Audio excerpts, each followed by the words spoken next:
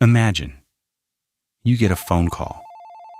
The voice on the other end sounds exactly like your husband. Same tone, same cadence.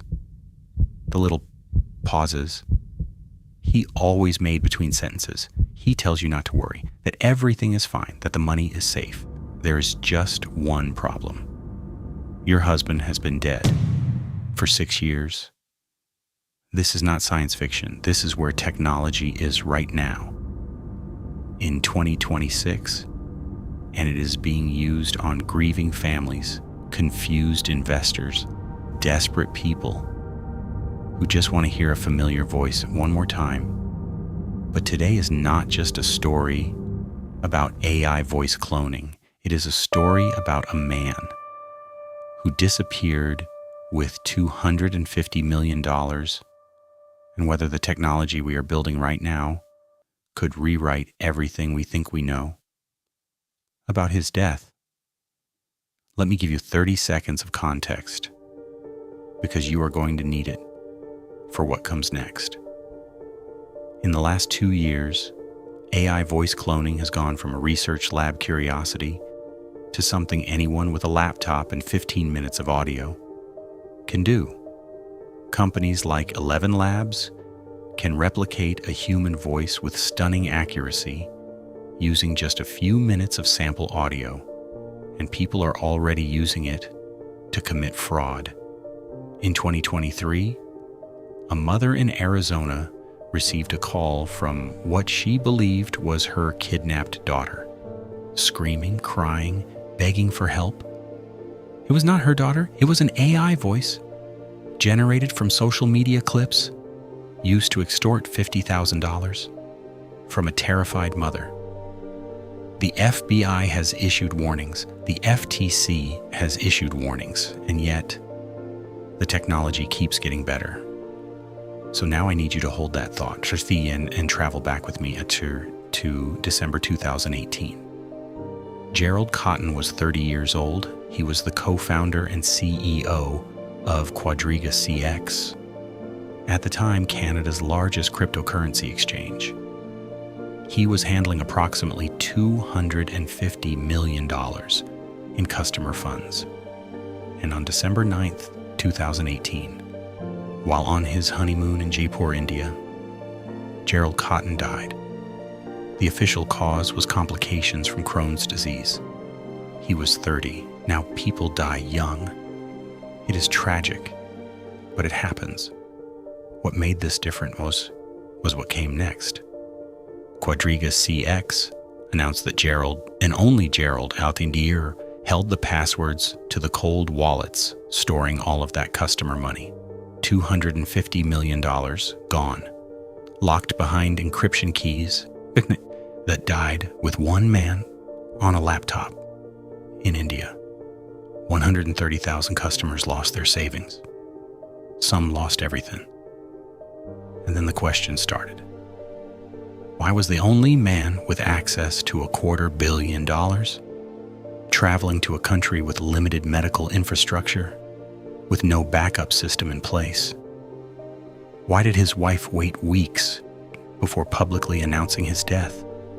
Why, when investigators exhumed his body, and yes, they actually dug him up, did forensic analysis raise questions that were never fully resolved? And why did blockchain analysts later discover that the cold wallets, supposedly untouched, had been moving funds for years before his death? Gerald Cotton might be the most mysterious figure in the history of cryptocurrency, and he might still be alive. There are 3 theories, and none of them are comfortable. Theory 1, he actually died.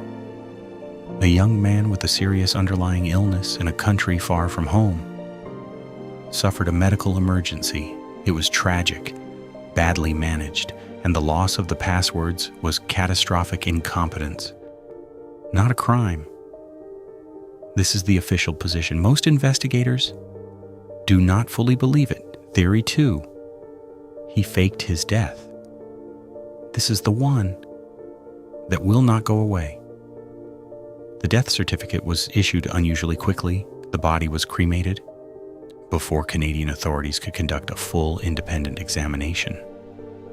The cold wallets showed transaction activity that suggested someone, somewhere, still had access, and Gerald had, months before his death, quietly updated his will, leaving nearly everything to his wife, Jennifer, a man who knew he was sick and wanted to protect his family, or a man preparing an exit.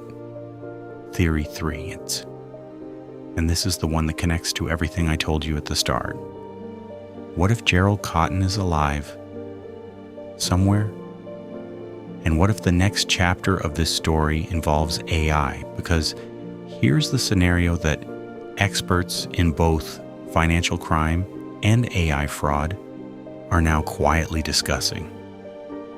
A person with enough audio, interviews, podcasts, public appearances could theoretically be voice cloned.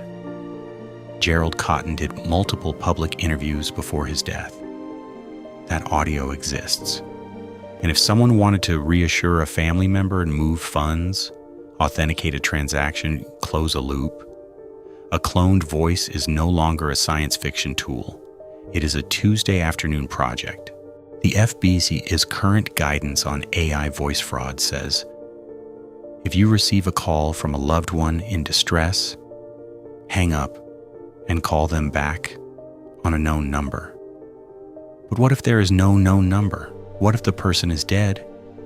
What if the only way a family or an investor could ever get confirmation that the money is safe, that the person is real, that the story is true, is through a voice that sounds exactly right? This is not a hypothetical anymore. There are already documented cases of fraudsters using AI voices to impersonate deceased individuals in estate disputes, to claim inheritance, to manipulate grieving relatives into financial decisions.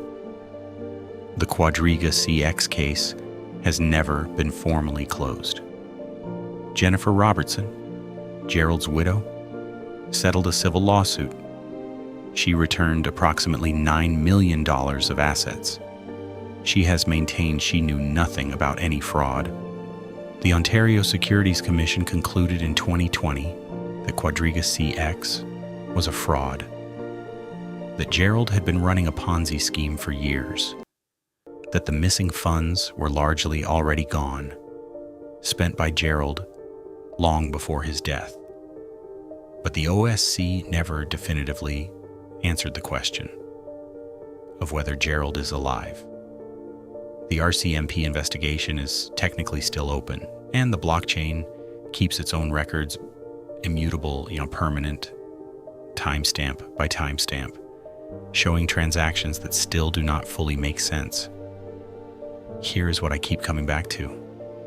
We built a technology because we wanted to preserve memories, to hear lost loved ones again, to give people something. When grief takes everything, and almost immediately, that same technology became a weapon, a tool for fraud, for manipulation, for making the dead speak.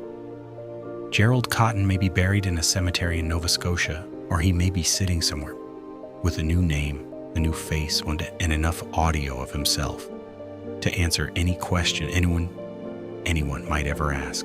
And here's the part that genuinely unsettles me. With the tools we have right now, today, we might not be able to tell the difference.